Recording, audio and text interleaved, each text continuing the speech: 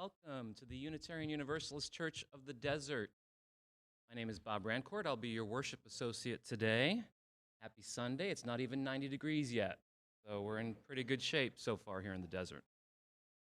As we begin, let's acknowledge that we're on the historic homelands of the various bands of the Cahuilla people, and we honor the unique relationship that we hope emerges between our community and the indigenous people and their traditional territories. Let this acknowledgement serve as a reminder to recognize, honor, reconcile, and partner with the Cahuilla people, whose lands and water we benefit from today. In this congregation, we welcome people of all sexual orientations and gender identities, of all ages, of all sizes, people of all economic statuses and professions, of all physical or mental abilities.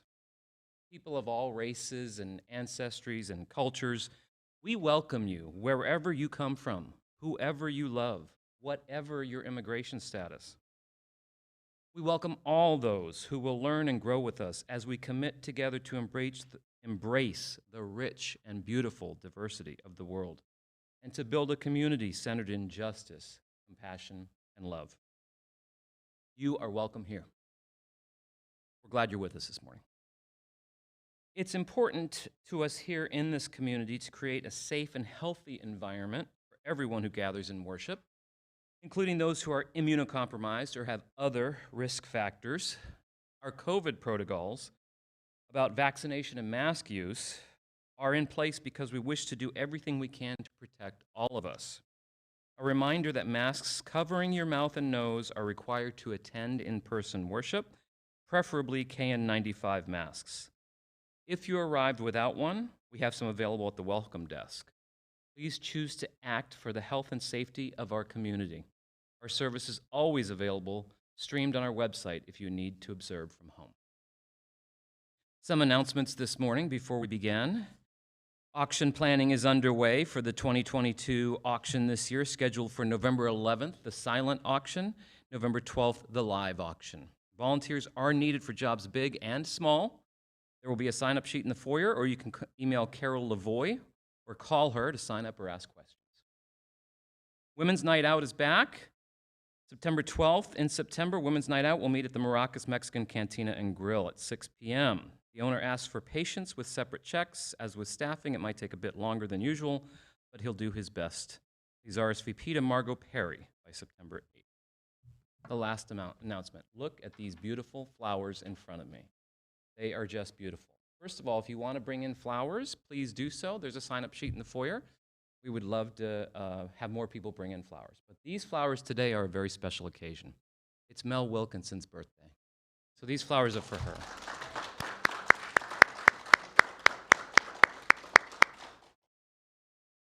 If you would like to be on our email list to learn more about us and our programming, please contact us at admin, ADMIN, at uucod.org.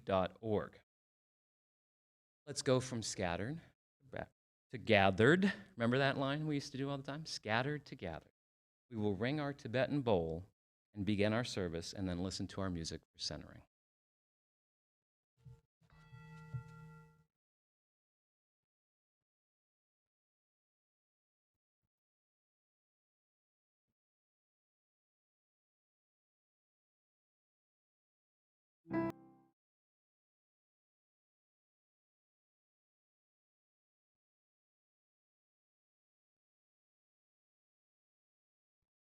Thank you, Joel. It's always lovely to get my foot tapping right at the beginning there.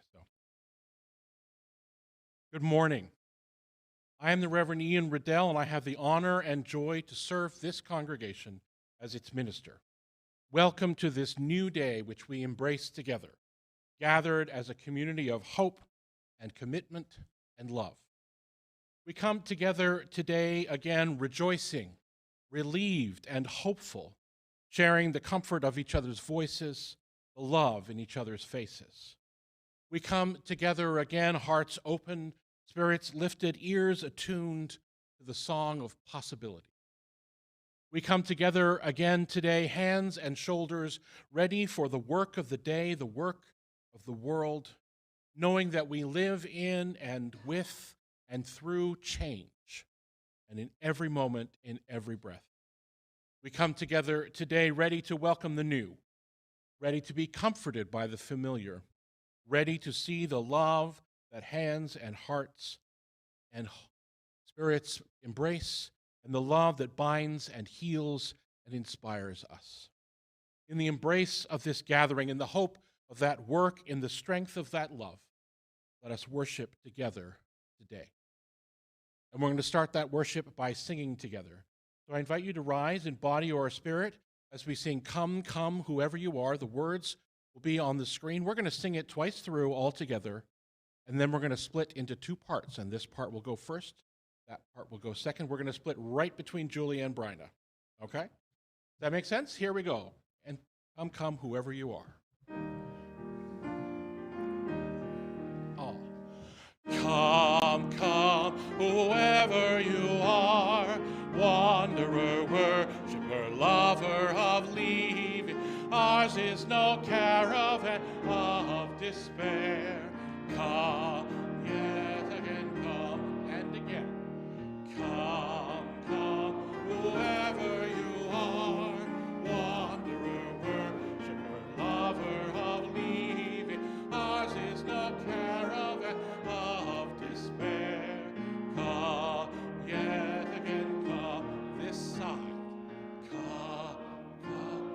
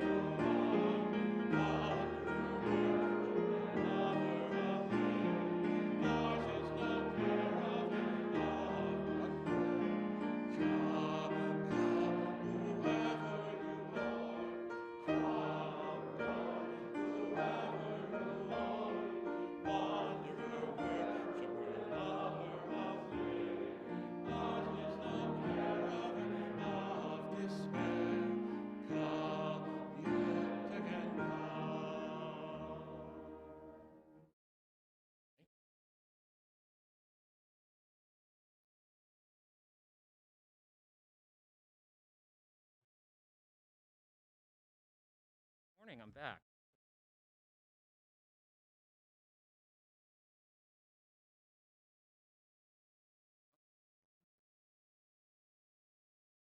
And let me make one more announcement. So I honor the request. The Bridge Group is starting again here at UUCOD on Thursday, September 8th, here at the church. You could be a master like Reverend McLeod or a beginner. A member or a friend of UUCOD, please come Thursday, September 8th, here at the church. If you're not on the mailing or email list, please contact Derek Moore. His number is in the directory. There. Now, let's light our chalice. The words will come up on your screen.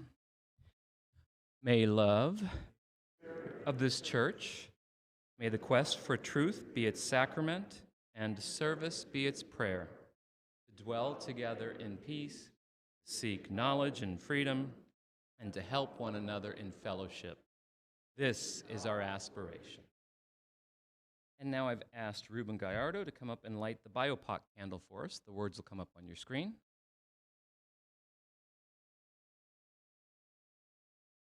We light this candle in solidarity with Black, Indigenous, and other people of color as they journey toward spiritual wholeness.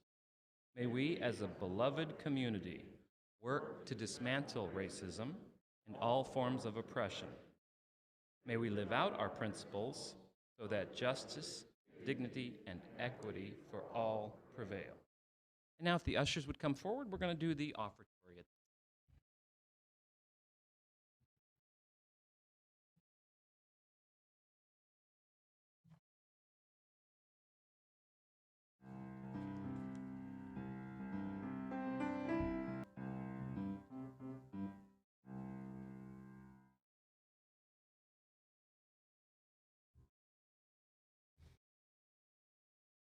Thank you, everyone, for your generosity. This time I'm going to do a reading To the People Who Have Mistaken Freedom for Liberation by Teresa I. Soto. To be free, you must embrace the breadth of your own existence without apology, even if they try to take it from you. You must know, not that you can do whatever you want. You are not a kudzu vine eating entire hillsides for the purpose of feeding your own lush life.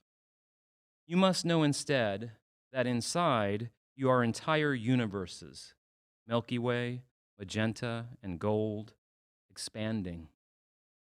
But to actually be free, you must know and you must fight for the entire universes inside of everyone else. Being free is not a license, but a promise.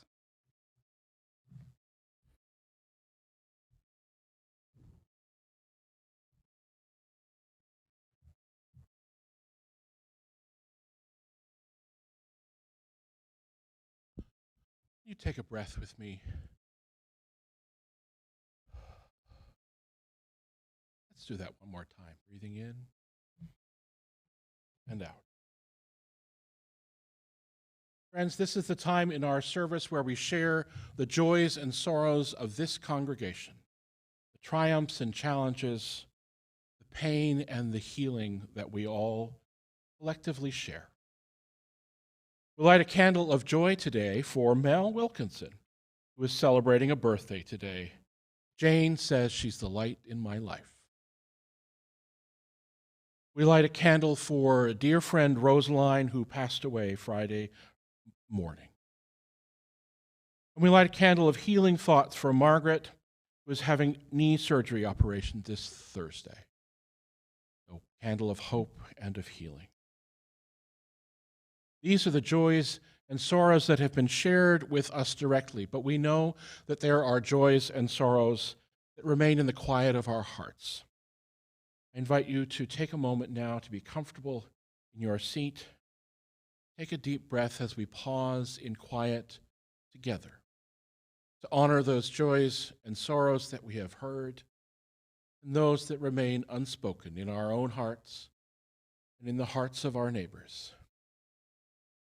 And as we breathe together into this space, as you breathe in the space where you are watching today, we breathe in love.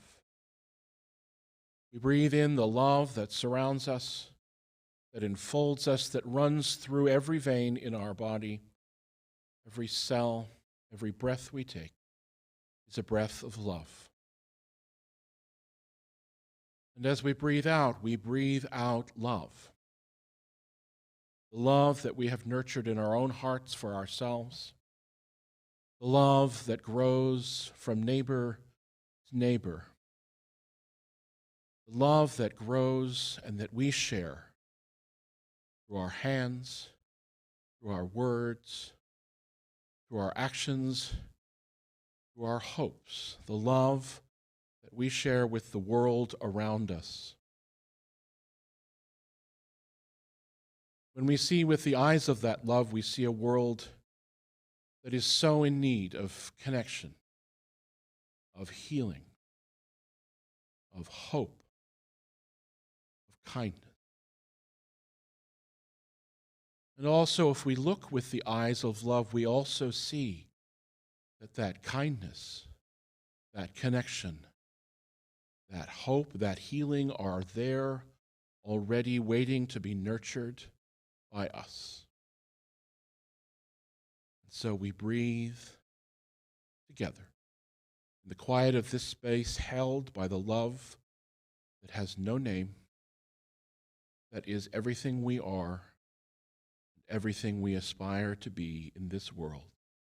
We breathe together in the quiet embrace of that love.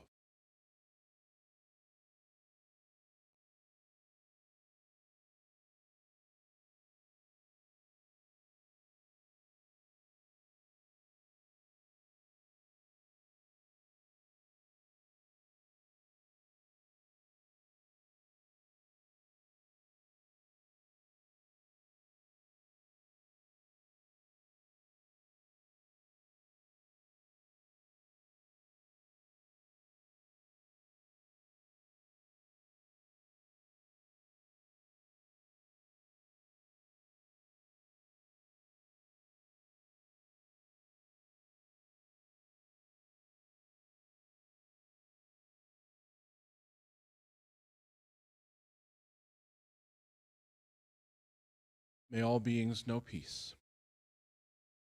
May all beings know an end to suffering. May all beings know love.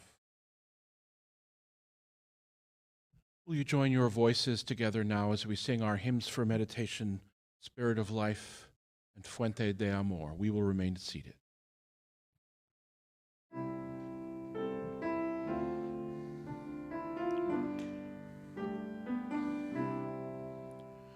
Spirit of life, come unto me. Sing in my heart all the stirrings of compassion. Blow in the wind, rise in the sea, move in the hand, giving life the shape of justice. Roots hold me close, wings set me free. Spirit of life, come to me, come to me. Fuente de amor, ven hacia mí y al corazón cántale tu compasión. Sopla al volar, sube en la mar, hasta moldear la justicia de la vida. Arráyame, libérame,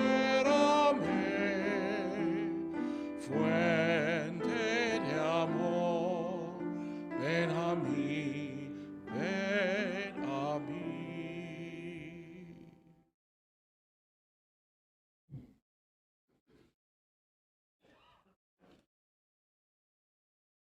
I was lucky to grow up in a neighborhood that had a whole bunch of kids at a whole bunch of different ages all at the same time. When my brother and I were in early elementary school, we had neighborhood friends who were our age and lots of older kids, including some who were in high school. In the evenings, when it wasn't winter, we'd often be outside playing games all across everyone's front and backyards for hours right after dinner until it got too dark to see. You know that moment when, well, at least when I was growing up, where my mother said, if the streetlights come on, you come home. And we played hide and seek, of course. We played tag. We played kick the can and stop, stop, go. There was another game, though, that we played that was almost the mirror image of hide and seek. I grew up calling it Sardines. In hide and seek, the one seeks the many. One person looks for all of the others who have hidden, and the last person found wins. In Sardines, the many seek the one. One person hides, and then everyone else goes in hunt for them. When you find the person hiding, you join them in their hiding spot and wait for everybody else to find you. Eventually, only one person would be left seeking. The rest of us smashed together in the hiding spot like sardines in a tin, and the last person seeking would lose. Instead of hide and seek, it was seek and hide. It was a fun variation on the original game, but I often felt a little discomfort. The last person could feel left out and abandoned. I really didn't like being that person very much. And there was another thing to worry about. How well did we choose the space to hide in? Could it actually hold all of us when the time came? That was half the fun of the game, obviously. This time of year is often the time of year when many people are looking for a new church home, looking for something new before the heat of summer ends, before the church and the school year begin. And we do spend quite a lot of our time in our lives seeking something new, don't we? On one hand, we have a philosophy in our culture of self-improvement and spiritual journeying in our culture. And we also live in a world that is saturated by advertisements and reality television shows designed to make us feel dissatisfied with what we already have. But sometimes we might find a place in our life where we fit, where we are comfortable, where we feel like we've found what we're looking for. And then sometimes, if we're able, we stop where it's comfortable, where it suits us, and where we don't have to make much, if any, effort to fit in, where we can stop having to change. Sometimes, even in our congregations, we stop. Now, those of you who did not grow up Unitarian Universalist, do you remember when you found this faith, this tradition? How you heard about it? How you reacted when you first went to a Unitarian Universalist congregation? I had recently graduated with a degree in music education and choral conducting.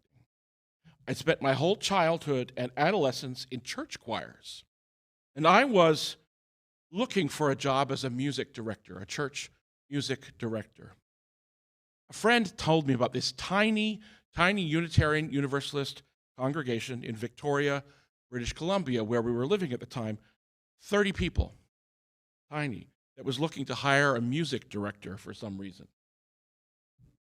I had a wonderful interview, but I wanted to see what I was getting myself into before I said yes.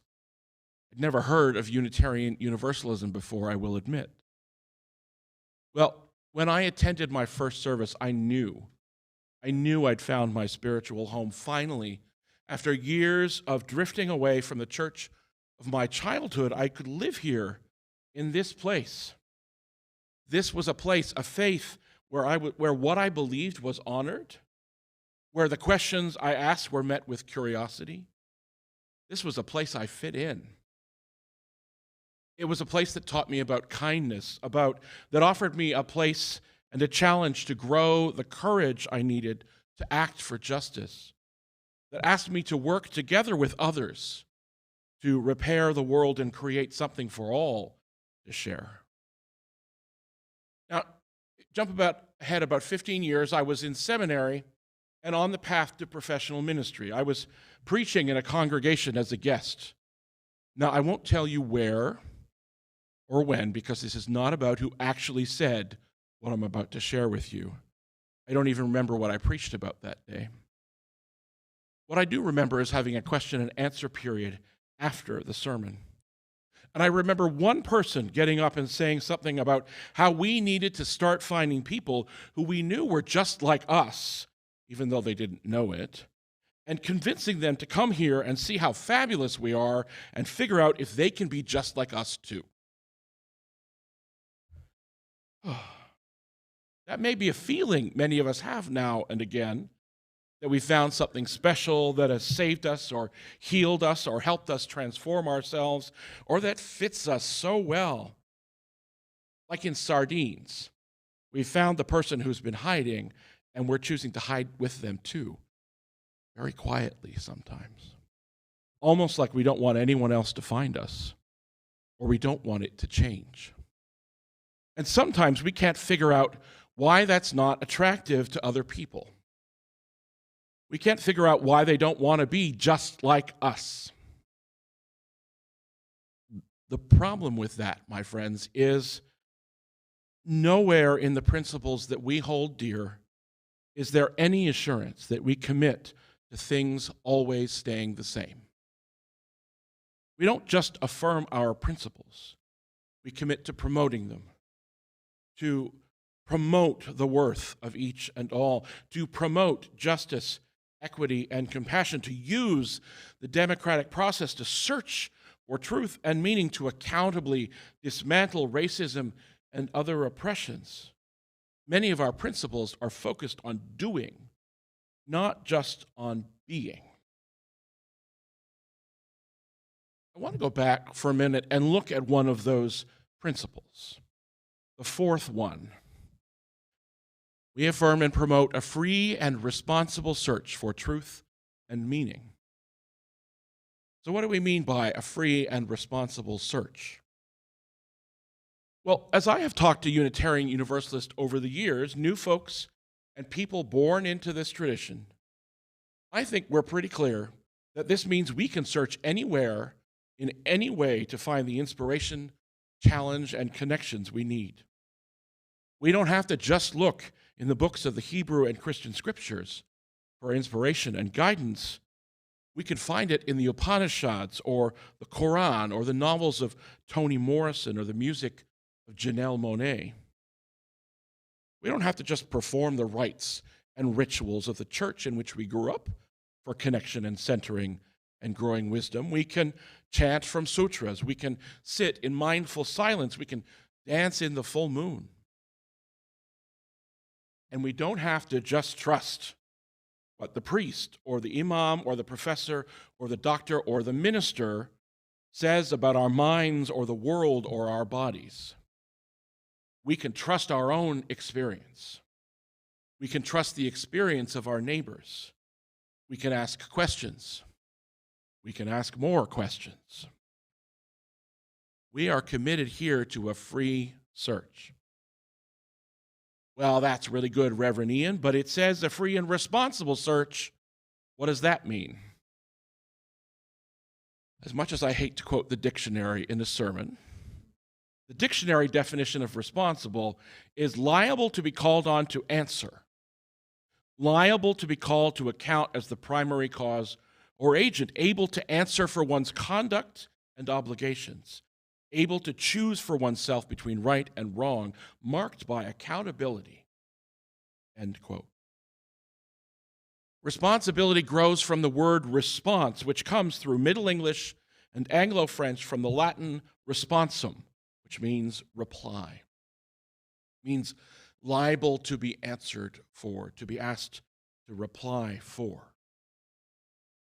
So, what is a free and responsible search? Well, I think in a responsible search, a responsible searcher acknowledges their own place in the world, their own privilege, the ways they are unprivileged. We are responsible to see the way that the dominant culture believes that everything, every idea, every practice, every song is there for the taking. I think we are responsible to the context in which we do our searching and responsible for building relationships rather than just acquiring what we find meaningful without any willingness to acknowledge where it's come from or who made it in the first place. We are, I think, also responsible for really seeing what our search turns up, even if it is painful, even if it asks us to change. We are, I think, responsible to be careful that we don't always set ourselves easy quests that bring answers we want, that we don't only ask ourselves questions we already know the answers to.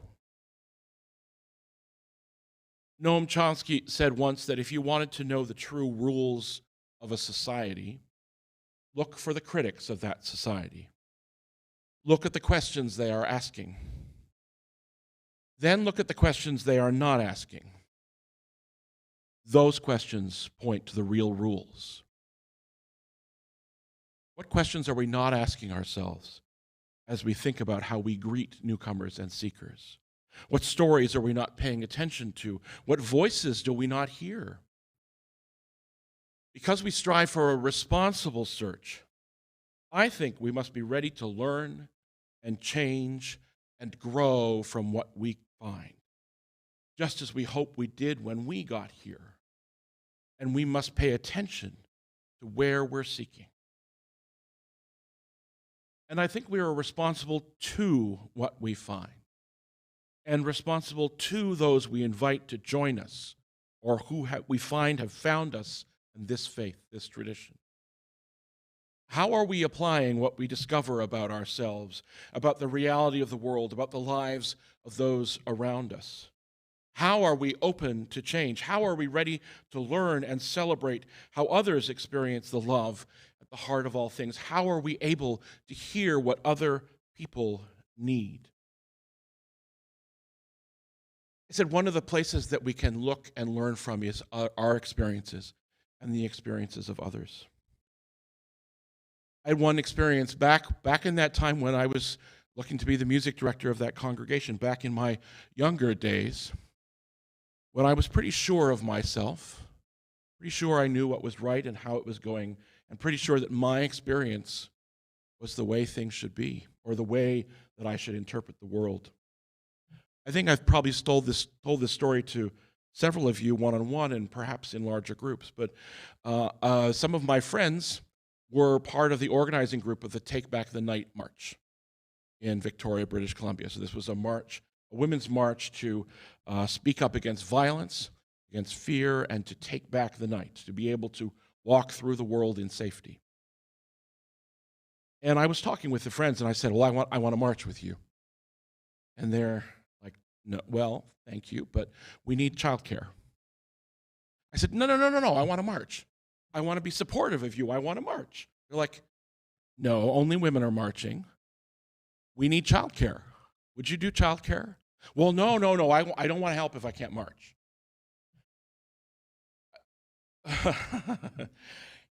Here I was, finding my understanding of the way the world should be. I was not searching very well or very responsibly because I wasn't hearing the experience of my neighbors. I wasn't allowing that to change my understanding of who I might be in this situation.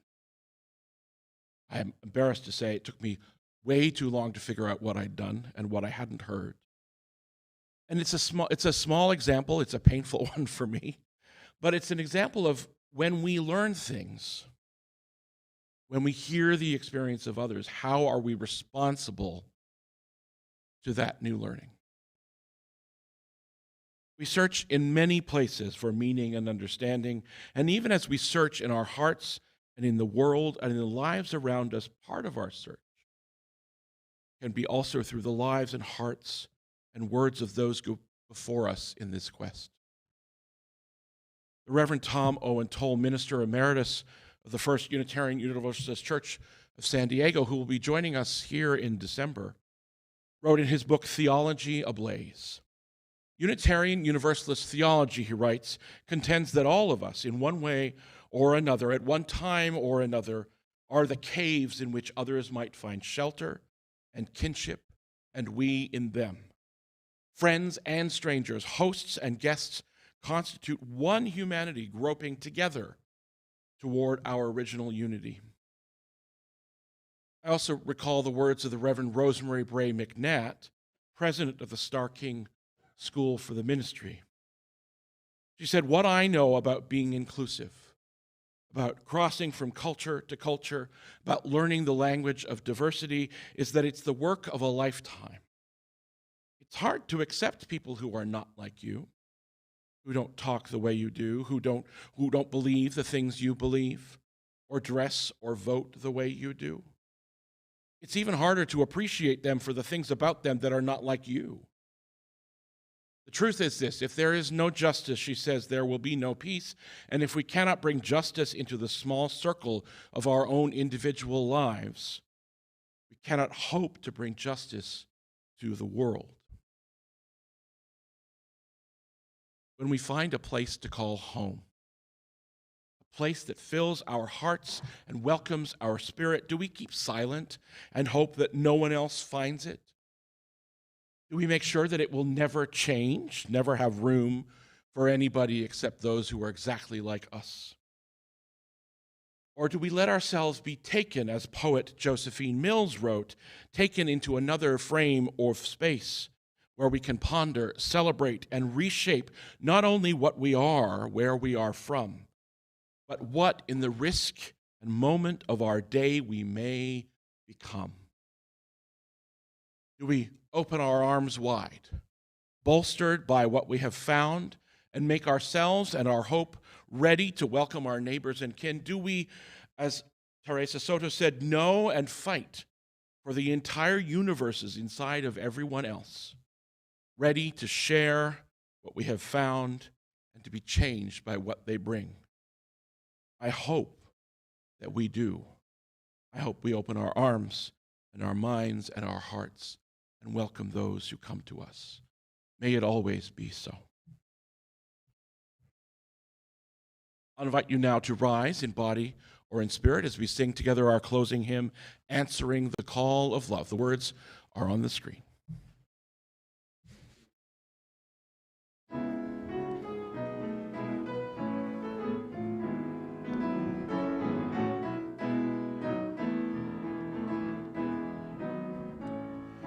Promise of the Spirit, faith, hope, and love abide, and so every soul is blessed and made whole. The truth in our hearts is our guide. We are answering the call of love. Hands joined together as hearts beat as one, emboldened by faith, we dare to proclaim we are answering the call of love. Sometimes we build a barrier to keep life tightly bound, corrupted by fear, unwilling to hear, denying the beauty we found. We are answering the call of love. Hands joined together as hearts beat as one, emboldened by faith, we dare to proclaim we are answering the call of love. A bright new day is dawning, when love will not abide. Reflections of grace in every embrace, fulfilling the vision divine. We are answering the call of love. Hands joined together as hearts beat as one, emboldened by faith, we dare to proclaim we are answering the call of love. We are answering the call of love.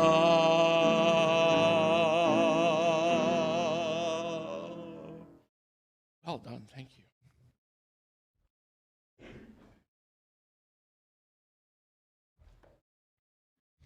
All right, it's that time to extinguish our chalice. The word should come up on your screen. We extinguish this flame, but not the light of truth, the warmth of community, or the fire of commitment. These we carry in our hearts until we are together again.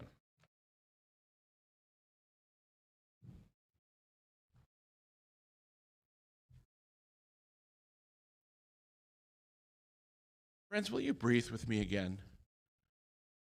And it's just been so wonderful to be with you on this beautiful day. And I hope as you leave the building, you'll notice that our misters have started. So we hope it's a little cooler out on the patio, but let us know how you feel about that. The Reverend Teresa Inez Soto, as Bob told us earlier, called us to embrace the breadth of our own existence without apology, and to know and fight for the entire universes inside everyone else.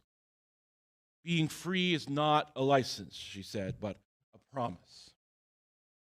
As we return to our daily lives after our time together today, may we live out the promise of welcome, inclusion, and curiosity as we encounter our neighbors. May our welcome be wide, and our search for truth and meaning be responsible to justice, connection, and to the thriving of all life.